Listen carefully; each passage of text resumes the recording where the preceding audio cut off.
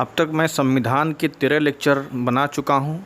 ये मेरा 14th lecture है। इस 14th यानी 14वें लेक्चर में मैं संविधान में सुप्रीम कोर्ट द्वारा उन दिए गए महत्वपूर्ण फैसलों के बारे में चर्चा करूँगा जिनकी ज़रूरत हर संविधान के हर एक भाग में पड़ती है। तो ये ऐसे महत्वपूर्ण केस हैं जो हमेशा चर्चा में रहे हैं और जिनको जाने बिना आप संविधान को पढ़ेंगे तो हर जगह एक समस्या आएगी। हालांकि इसमें कुछ बातें बहुत आगे की हैं, लेकिन अगर आप इन केसों को पहले ही समझ जाएंगे तो आगे संविधान के हर एक भाग में को समझने में काफ़ी आसानी होगी। तो पहले हम बात करते हैं शंकरी प्रसाद केस 1951। ये क्या है?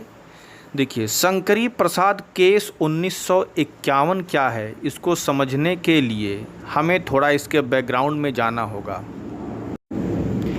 यह मामला बिहार का है। शंकरी प्रसाद केस यह भूमि सुधार से संबंधित है।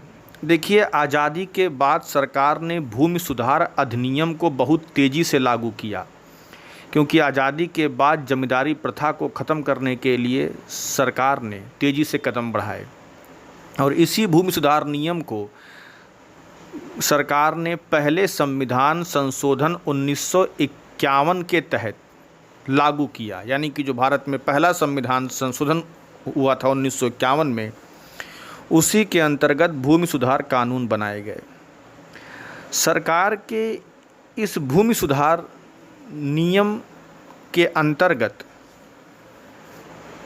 जो संविधान संशोधन किया गया था, यानी कि भूमि सुधार को लागू करने के लिए जो संविधान संशोधन किया गया था, उसके अंतर्गत संविधान में आर्टिकल 31A यानी 31A जोड़ा गया और 31B जोड़ा गया और 9वीं अनुसूची जोड़ा गया। संविधान के 31A में यह कहा गया कि सरकार किसी की भी संपत्ति को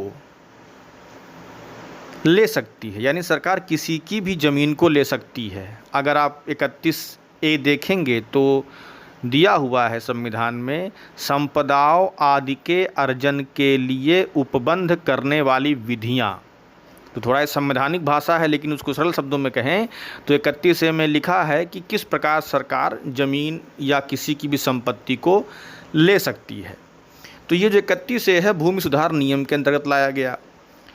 इसी प्रकार 31B कहता है कि अगर सरकार कोई कानून बनाकर 9वीं अनुसूची में डाल देती है तो सुप्रीम कोर्ट उसमें हस्तक्षेप नहीं कर सकता। यानी अगर कोई कानून बनाकर 9वीं अनुसूची में डाला जाता है तो सुप्रीम कोर्ट उसमें हस्तक्षेप नहीं कर सकता।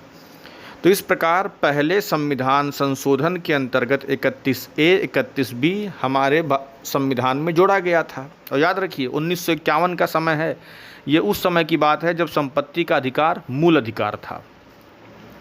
तो सरकार के इस भूमि सुधार के फैसले को बिहार के शंकरी प्रसाद ने न्यायालय में चुनौती दे दी, जिसमें उन्होंने ये कहा कि सरकार ने इस तरह का कानून बना करके मूल अधिकार का खंडन किया है और यह पूरी तरह से अनुच्छेद 13 के विपरीत है। आप देखेंगे अनुच्छेद 13 में लिखा गया है कि सरकार ऐसा कोई भी कानून नहीं बना सकती जो कि मूल अधिकारों को छीनता हो या कम करता हो। तो इस आधार पर उन्होंने कहा कि सरकार ने एक तरीके से गलत कानून बनाया है और ये मूल अधिकार को छीन रहा है। और एक बात इसको पढ़ते समय ध्यान रखिएगा, ये उस समय की बात है जब संपत्ति मूल अधिकार था।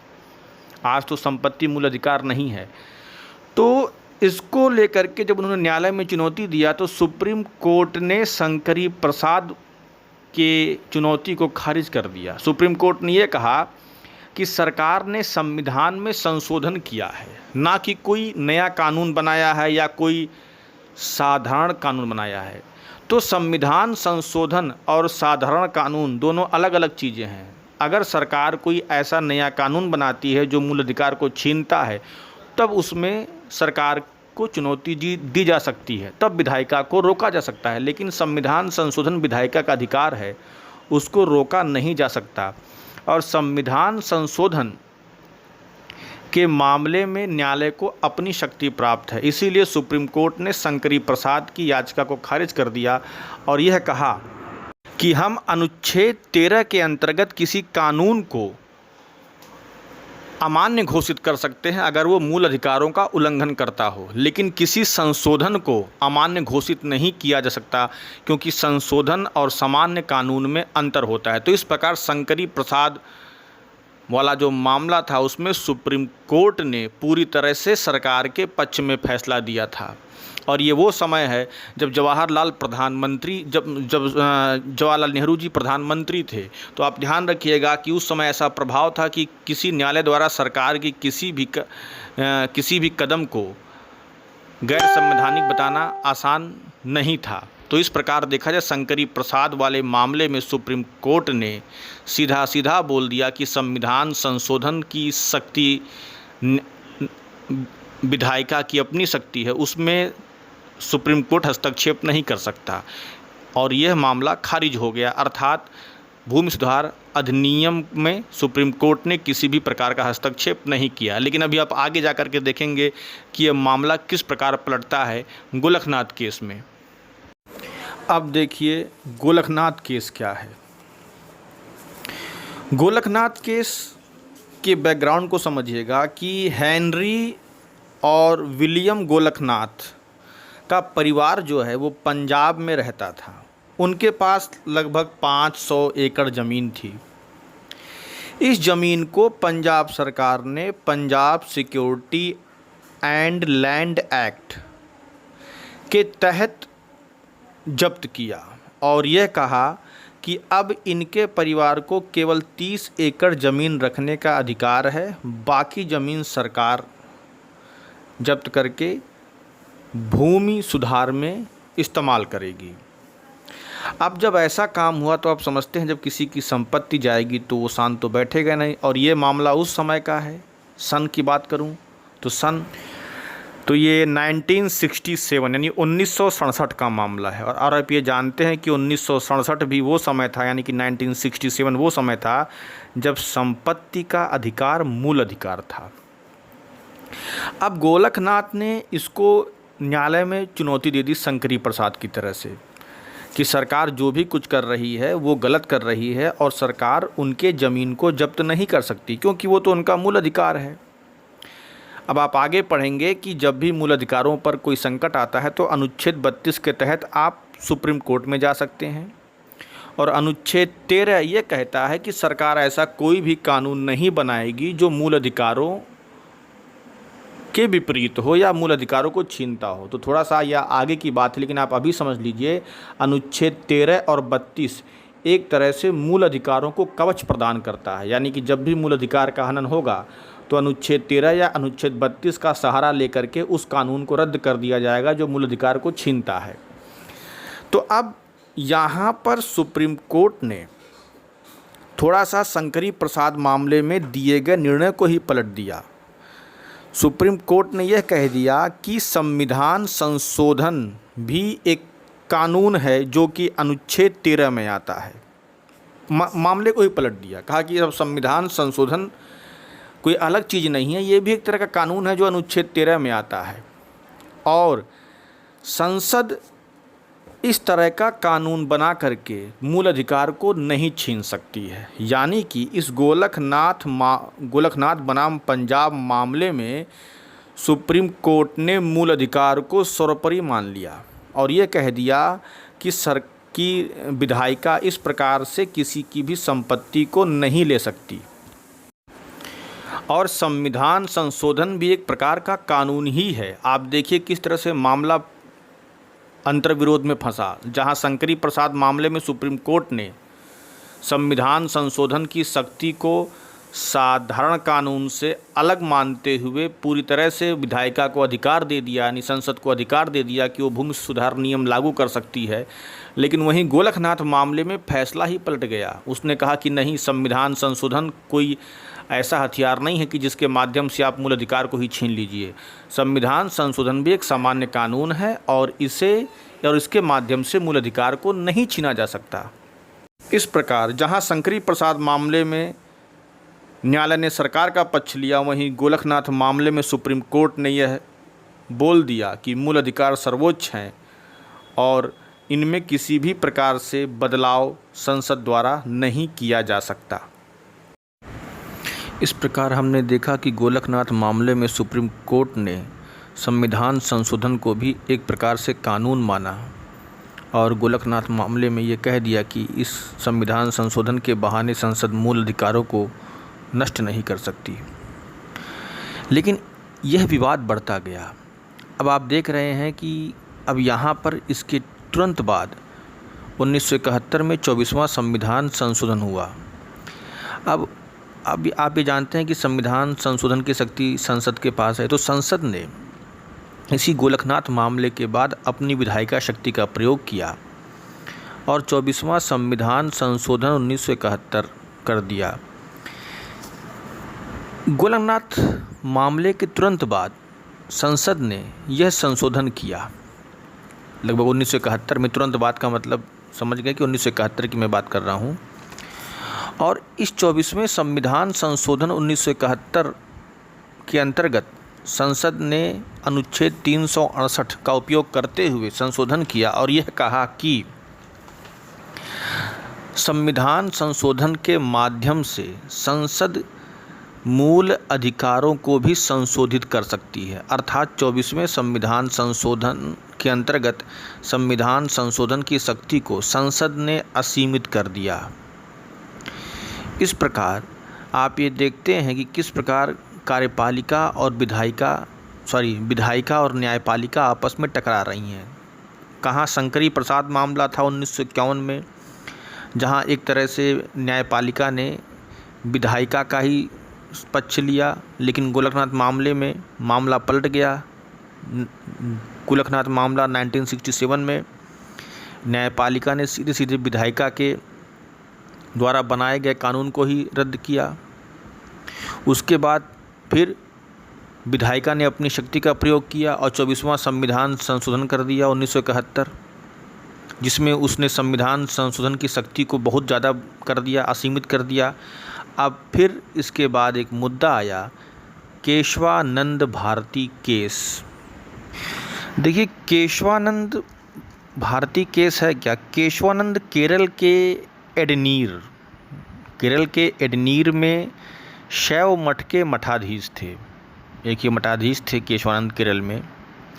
तो उस समय केरल में की सरकार भूमिहीनों को ज़मीन बांटने के लिए तमाम तरह के भूमि सुधार नियम लागू कर रही थी और उसी भूमि सुधार अधिनियम के अंतर्गत सरकार ने इन केशवानंद के ज़मीन को भी जब्त कर लिया। अर्थात सरकार ने एडनीर मठ के ज़मीन को भी जब्त कर लिया। अब केशवानंद भारती ने इसके लिए केरल हाई कोर्ट में याचिका दायर की। केरल हाई कोर्ट में याचिका दायर की और उन्होंने ये कहा कि वो धार्मिक आधार पर ऐसा करने के लिए स्वतंत्र हैं। अर्थात आप पढ़ेंगे मूल अधिकार में 25 से 28 तक धार्मिक स्वतंत्रता का अधिकार है। तो उन्होंने कहा कि ये एक प्रकार की धार्मिक संपत्ति है और इसको सरकार ऐसे नहीं ले सकती। लेकिन केरल हाई कोर्ट ने केशवानंद भारती के इस याचिका को खारिज कर दिया। अर्थात केरल में केशवानंद भारती हार गए। इस प्रकार यहाँ पर संसद की संविधान संशोधन की शक्ति असीमित हो गई कि अब जब ज़मीन जब्त कर ली गई तो एक तरह से मूल अधिकार का ही हनन हुआ था। लेकिन यहाँ पर केशवानंद भारती अपने मूल अधिकार को नहीं बचा पाए और केरल में वो हार गए। अर्थात 24वां संविधान संशोधन प्रभावी हो गया। अब ये मामला बढ़ता गया। केशवानंद भारती सुप्रीम कोर्ट गए, मामला सुप्रीम कोर्ट पहुंचा। तो सुप्रीम कोर्ट में जब ये मामला पहुंचा तो बहुत ही हाईलाइट हो गया। इसीलिए आज संविधान का ये सबसे महत्वपूर्ण और चर्चित केस है, जिसे हम केशवानंद भारती बनाम केरल केस के नाम से जानते हैं। सुप्रीम कोर्ट ने इस मामले को बहुत ही गंभीरता से लिया और इसमें 13 जजों की बेंच बनाई। आप ये ध्यान रखिए, अब तक इतना बड़ा बेंच और किसी केस में नहीं बना है। केशवानंद भारती केस में 13 जजों ने एक साथ बैठकर फैसला सुनाया था, क्योंकि ये मामला ऐसा हो गया था कि ये संविधान के कई महत्वपूर्ण प्रश्नों को समाहित किए हुए था। अर्थात ये संविधान के महत्वपूर्ण प्रश्न को लेकर या महत्वपूर्ण प्रश्न को लेकर चल रहा था, जिसमें ये मुद्दा था कि क्या संविधान संशोधन की शक्ति असीमित है। तो इस मामले में जजों ने यह निर्णय दिया कि संसद संविधान के किसी भी भाग में संशोधन कर सकती है, लेकिन इसके मूल ढांचे को नष्ट नहीं कर सकती। अर्थात कोई भी संसद द्वारा किया गया संशोधन वहीं तक संवैधानिक है जहां तक वो संविधान के मूल ढांचे को नष्ट नहीं करता। अगर इन्होंने कोई ऐसा संशोधन किया, यानी संसद ने कोई ऐसा संशोधन किया कि मूल ढांचा ही नष्ट हो रहा है, तो उसे सुप्रीम कोर्ट खारिज कर देगा। इस प्रकार देखा जाए यहाँ भी केशवानंद भारती केस हार ही गए थे कि कहीं ना कहीं सुप्रीम कोर्ट ने 24वें संविधान संशोधन को मान्यता दे दी, लेकिन उसमें सुप्रीम कोर्ट ने न्यायपालिका की शक्ति को भी दिखा दिया कि संशोधन हो सकता है, लेकिन अगर किसी प्रकार के संशोधन से संविधान का मूल ढांचा नष्ट होता है तो सुप्रीम कोर्ट उस संशोधन को खारिज भी कर सकता है। तो इस प्रकार यहाँ पर हमने ये देखा कि किस प्रकार सुप्रीम कोर्ट ने विधायिका की शक्ति को स्थापित किया, लेकिन साथ ही साथ न्यायपालिका की शक्ति को भी स्थापित किया, अर्थात न्यायिक पुनरावलोकन की शक्ति को बनाए रखा, जिसके अंतर्गत सुप्रीम कोर्ट यह जांच कर सकता है कि कोई भी कानून या संशोधन जो कि संसद ने किया है वो संविधान के मूल ढांचे को नष्ट करता है या नहीं। अब मूल ढांचा क्या है, इसके अंतर्गत कोई संविधान में लिखा नहीं है, लेकिन समय समय पर सुप्रीम कोर्ट संविधान के मूल ढांचे को निर्धारित करता है। जैसे अब सामान्य रूप से कहें तो मूल ढांचा हमारा लोकतंत्र है, समाजवाद है, संप्रभुता है, इस तरह से तमाम मूल ढांचे हैं जो कि हम अब आने वाले लेक्चरों में पढ़ेंगे। तो इस प्रकार यहाँ पर आपने देखा कि यह केस एक ऐसा केस है जिसने संसद की विधायिका शक्ति को तो स्थापित किया, लेकिन साथ ही साथ न्यायपालिका की सर्वोच्चता भी स्थापित कर दिया। तो एक तरह से इस केस के माध्यम से सुप्रीम कोर्ट ने लंबे समय से चले आ रहे न्यायपालिका और विधायिका के बीच के संघर्ष को समाप्त किया। इसीलिए वर्तमान में यह केस संविधान में एक मील का पत्थर साबित है, जिसने एक बहुत बड़े विवाद को समाप्त किया। और इसी के बाद आप देखेंगे कि 42वां संविधान संशोधन हुआ था 1976 में। अब जिसके अंतर्गत संविधान की प्रस्तावना में समाजवादी, पंथ निरपेक्ष और अखंडता शब्द जोड़े गए, यानी इसी केशवानंद भारती केस के बाद प्रस्तावना में संशोधन हुआ और 42वें संविधान संशोधन के अंतर्गत 3 शब्द लाए गए, समाजवादी, पंथ निरपेक्ष और अखंडता। सुप्रीम कोर्ट ने इस संशोधन को वैध माना, क्योंकि उनका मानना था कि ये कहीं भी मूल ढांचे को नष्ट नहीं करता। अब एक प्रश्न ये उठता है कि प्रस्तावना वाद योग्य है या नहीं, अर्थात प्रस्तावना के आधार पर आप सुप्रीम कोर्ट में कोई चैलेंज दे सकते हैं।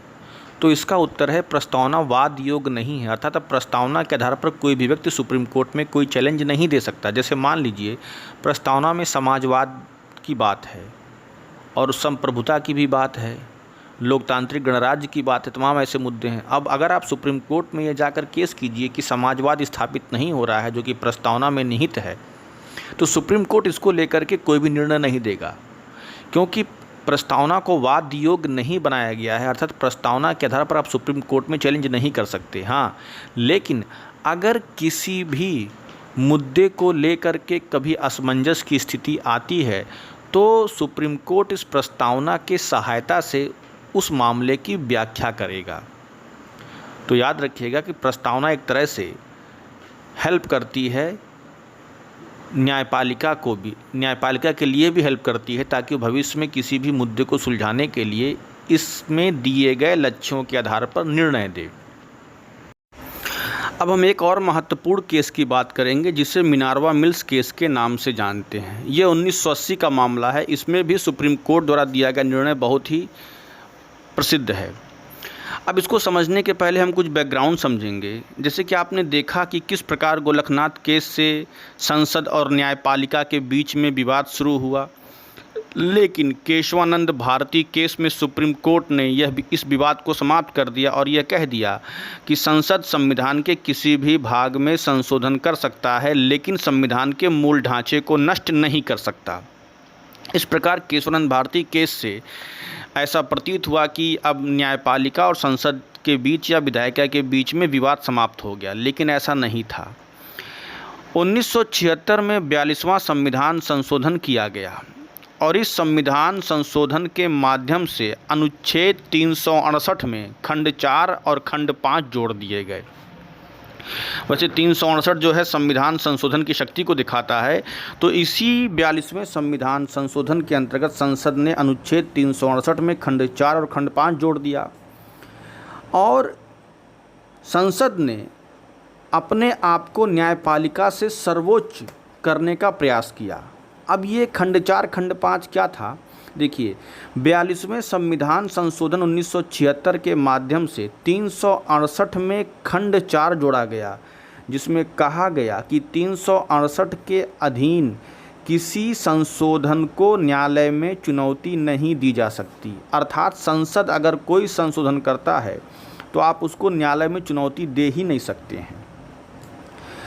फिर 368 के खंड 5 में यह कहा गया कि संविधान के उपबंधों में संसद कुछ भी परिवर्तन कर सकता है और संसद की शक्ति की कोई सीमा नहीं है। तो इस प्रकार देखा, जहां केशवानंद भारती में सुप्रीम कोर्ट ने संसद और न्यायपालिका के बीच में संतुलन स्थापित करने का प्रयास किया, वहीं सरकार ने 42वें संविधान संशोधन 1976 के माध्यम से संसद को पुनः न्यायपालिका पर हावी करने का प्रयास कर दिया। अब ये जो संशोधन किए गए थे, ये मिनर्वा मिल्स केस में चर्चा में आए। 1980 के मिनर्वा मिल्स केस में सुप्रीम कोर्ट ने इन सभी संशोधनों को संज्ञान में लिया और इन पर अपना निर्णय दिया। पहले हम समझेंगे मिनर्वा मिल्स केस क्या था। देखिए, मिनर्वा मिल्स कर्नाटक की एक कपड़ा मिल थी।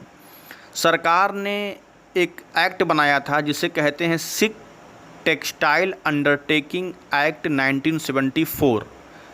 अब सिख टेक्सटाइल अंडरटेकिंग एक्ट 1974 के अंतर्गत सरकार ने एक नियम बनाया था कि जो भी उद्योग घाटे में चल रहे हैं उनको अपने कंट्रोल में कर लेगी, यानी उनको अपने अधीन सरकार कर लेगी।